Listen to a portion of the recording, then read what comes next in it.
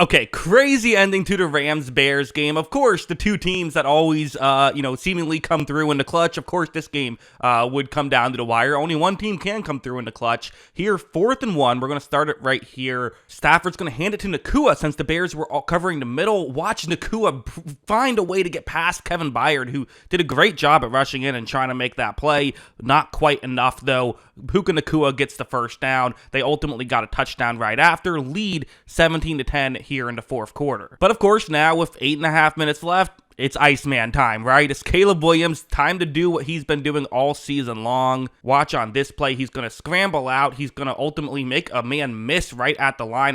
I'm pausing this just for a bit due to copyright reasons. I've had some issues with copyright claims lately, so I'm doing my best here. But Williams ends up with a really nice run, picks up a big gain. Ultimately, they end up working all the way towards the 1-yard line. But, after a couple of rushes get stopped short, it's now 3rd and goal. And they don't really want to just go with a traditional handoff up the middle anymore. So, gonna have, actually, I think that's what this play was designed to do. Watch as Williams hands it off to Swift, but Swift says, no, let's go to the outside, bounces things to the outside, gets around Jared Verse, the contained man, but you have another Rams player who's off the edge, and if Swift can break a tackle, he's in for the game-tying score, and again, who knows if the Bears decide to go for 2 here or not. Still a lot of time left. Maybe they don't. But watch Swift try to go over the defender, and it doesn't quite work. Second defender came in and really, leveled him, but even without that, I don't think he was going to be able to get the touchdown there, which brings up 4th down and goal at the 1-yard line. They ran it 3 times, weren't able to convert. Well, you got to throw it here, right? Caleb Williams takes the snap. He scans the field. Play does not work as designed. Rams all over it, are able to get the stop, and are able to, hold the, get the ball back. They hold the Bears there with a goal line stand. So now we got to go over here. The Bears have burned 2 of their timeouts. There's 2 minutes and 7 seconds left on the clock. And I have to say, I don't love how the Rams called this play. So again, maybe it's because it's 3rd and 10. The reason why they're in this situation is they had a 1st down and 10 run that went for over 10 yards, but the running back went out of bounds, so it didn't kill any clock there. But ultimately, you're in a situation where you are a play away from winning the game. If you get this conversion, it's technically not over because it's a 2-minute warning and the Bears still have a timeout, but you basically won the game if you get this 1st down. They instead hand the football off, which again accomplishes nothing. I mean, if it was an incomplete pass, well then who cares? Because sure, it would have been 2 seconds left.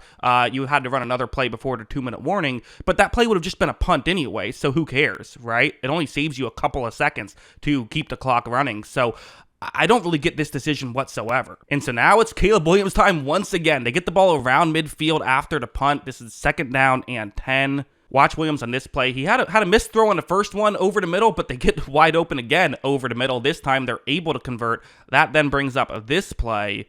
It's a 4th down and 4. Once again, the Bears need a 4th down conversion to keep the season alive. Once again, if they do not convert a 1st down here, the ball game is over. The Rams can just, it's victory formation for them. Caleb Williams takes a snap, and oh no, there is pressure off of both edges. Really, he kind of runs out of it. I think Williams wanted to try and bide some more time, but because he went back, both Rams edge rushers doing a disciplined job here. Neither one is overcommitting. They're making sure that they do not allow Williams to get outside. He basically just has to send up a prayer, and as you see, he does, and this prayer is answered. It's Cole Kmet who makes that catch. What in the world is the defensive back doing on that play? You see Kobe Durant, he was calling for a flag. There really isn't much of a push there at all. They're both kind of just fighting for position. I think he just misread the play, took a step too far in, and because of it, now you have a miracle here in Chicago. Reminds you of the Mile High miracle, right? A few years back.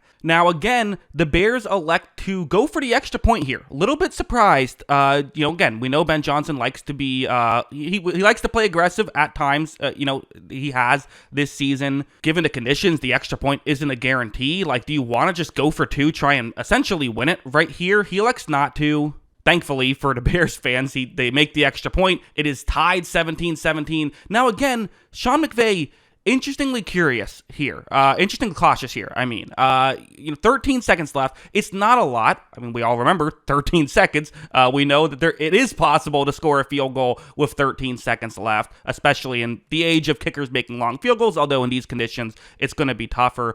I'm a little surprised to see that they didn't even try for it. Instead, they take a knee, go into the half, or go into end the game, I should say, go into overtime. Now, the Rams do get the ball to start overtime. The Bears won. They elected to kick. So for the Rams, it's 3rd and 1, an opportunity here to, again, just keep things moving here. You definitely want to put up points on opening possession. Stafford's going to flip this one back. He's running back met by multiple defenders, gets out of it. And for a second, you're thinking, is that just going to be the play of the game? Is he going to get out of this and be able to pick up a first down? And that's when you look back on and say that was a real opportunity. But no, Chicago was all over it. They get the stop. They forced the Rams to punt. And now all Chicago needs is a field goal, any score, and they win the game. So, that's the situation for them. So here's the Bears drive, and this starts off with some great stuff here. I mean, you have, right here, it is 3rd and 4. Caleb Williams takes the snap, doesn't love what he sees down the field, but watch him scramble out. He's going to look and say, hey, you know what? I got to take a hit here. It's 3rd down. Willing to take the hit, but gets the first down. Incredible stuff to do that. Later on, you had this play, 4th and inches, Ben Johnson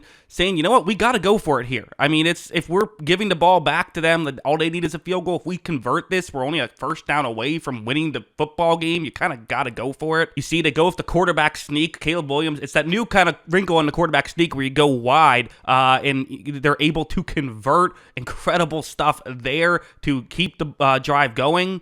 And then here, it's 2nd down and 8. You snap the ball at the 48-yard line. So you're not quite in field goal range. Even if you get another 8 yards, you still have a little bit of work to do.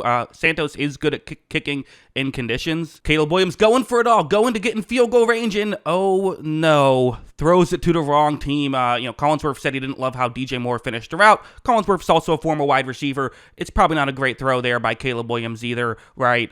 Ultimately, the Bears, who were feeling great on the sidelines, now the defense has to go back on the field. And Matthew Stafford and the Rams, they come out guns blazing. They're running no huddle. They're throwing down the field. Stafford's going to hit this nice pass. I think that might have even been a no-looker. I don't know. It came out a little funky, but gets it to Devontae Adams. They're past midfield now. Again, all they need is a field goal. And then 3rd and 6, really, I mean, the Bears are showing blitz once again, and they just need a play. The Rams just need a play from a receiver. They're going to look Puka Nakua's way, who has not had a great game. He just hasn't. But when they need him to, he is able to deliver, gets the conversion. They don't have to worry about a 4th down decision. They are able to get into field goal range. And, a lot of people are probably thinking you just run the ball, burn some time. I mean, don't really burn some time because it's overtime. The clock doesn't matter at this point. But just run the ball, get as many yards as possible, protect the football, and then kick a field goal, try to win it. Well, the Rams come out throwing. I mean, I guess they just trust their quarterback. And now they didn't trust their quarterback earlier. So very weird. Could have been a disaster.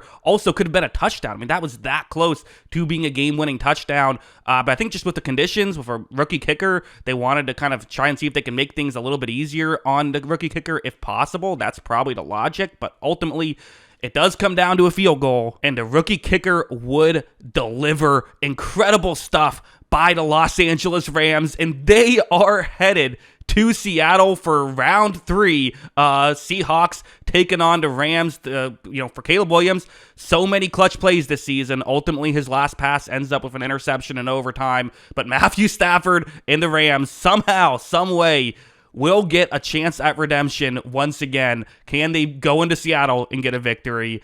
Crazy stuff.